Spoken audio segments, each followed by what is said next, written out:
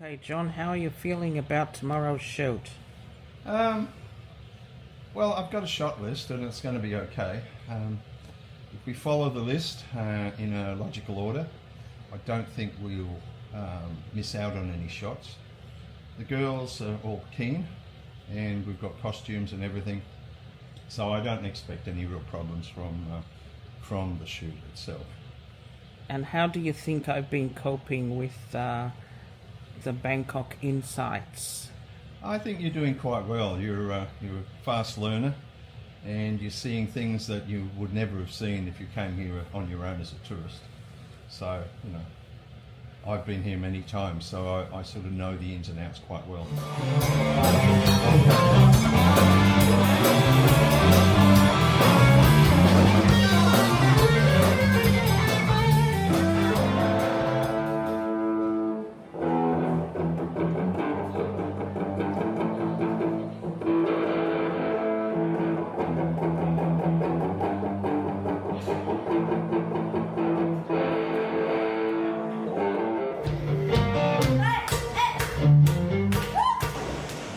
Well, Alex Taylor really is a fictional character who, as a young man growing up in the 1960s and early 1970s, played music. And he had long hair because we were all rebellious teenagers in that year. Basically, post-World War II baby boomers. And we were long-haired louts, and we played rock and roll. John, you tell us what's next. What's next on the part of the show? What are we doing next? Okay, so it's Alex walking and talking. Actually, he's window shopping. Yeah. Then he calls the girls back in the hotel room to actually, see what they're doing, because they should be getting ready for the live show. Yeah. They should be in costume. They should be putting their makeup on. Give them a call and we'll see what happens. Yeah. So be calling. Yeah. Yeah. That's what we're doing now. So we'll go to a coffee shop, we'll sit down, we'll have a coffee, and we'll film that, Alex actually making that call.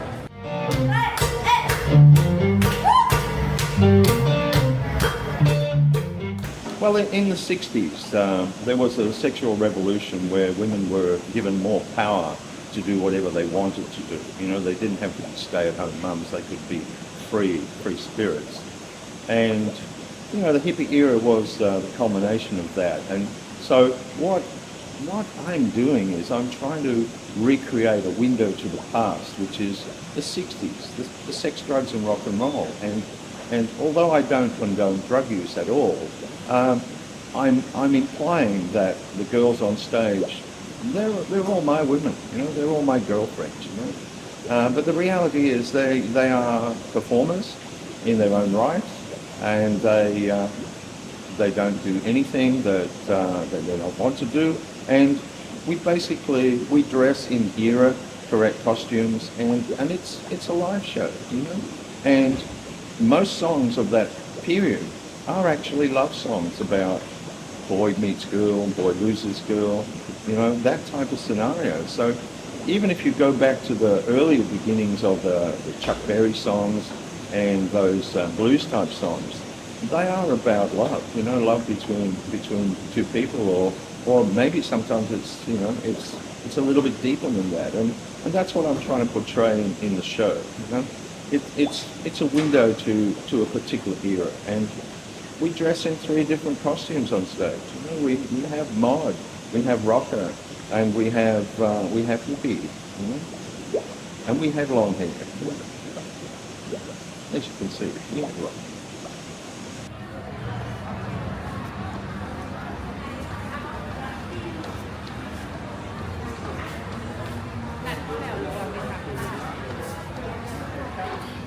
Can we do it once more?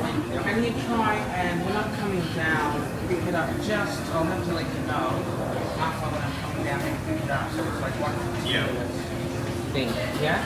Try not to look at you. I know. Okay. I'll just go ready. I'll just give you, okay?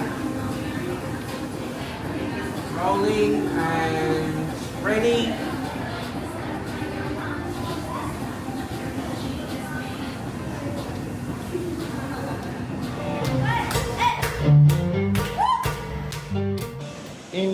mid-1960s, there was many teenagers born post-war, post-World War II.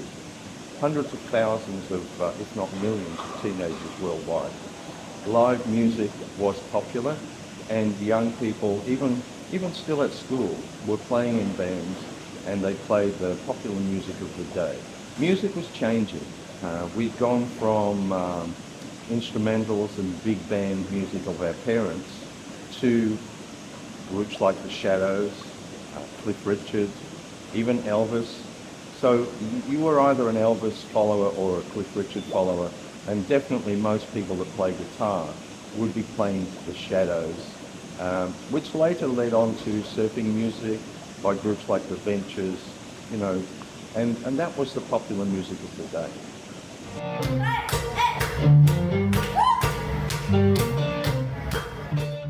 Well, I don't know. I mean, sometimes I'm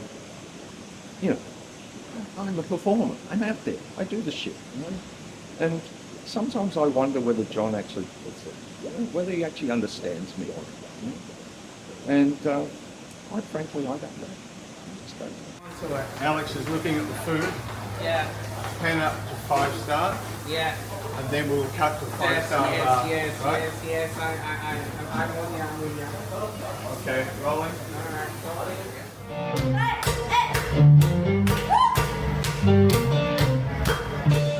The live music scene here in Thailand is fantastic.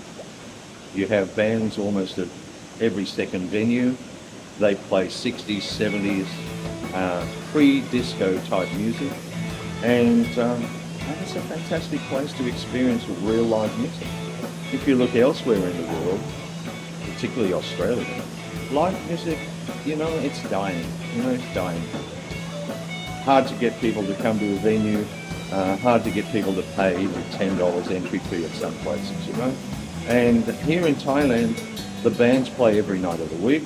Sometimes they play at 2 venues per night. They play the early shift at one venue, the late shift at another, and they play in the style of the 60s or early 70s, you know. Take a song like She's Not There, for instance.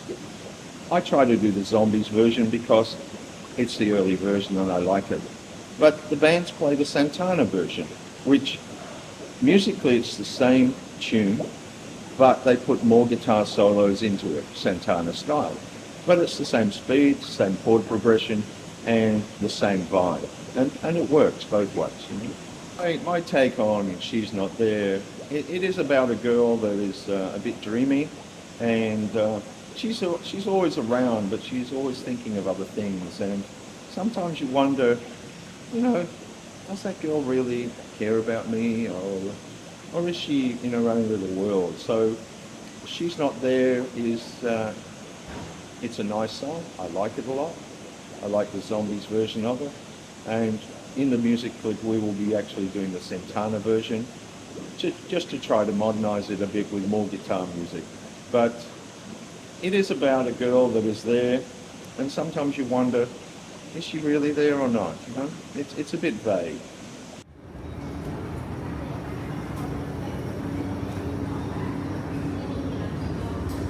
The BTS guy's still following us.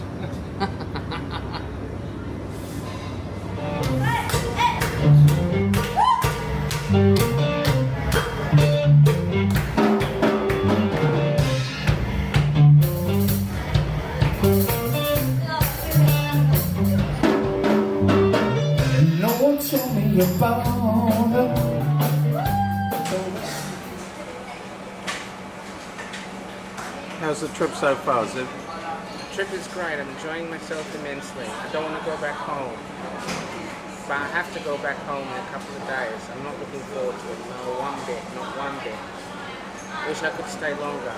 Like you said, John, it's a shame I can't stay longer. Oh well, back to the grind and then save up for another year and then come back in another year. See you then, Zev. Yeah, see you then. Bye. Bye.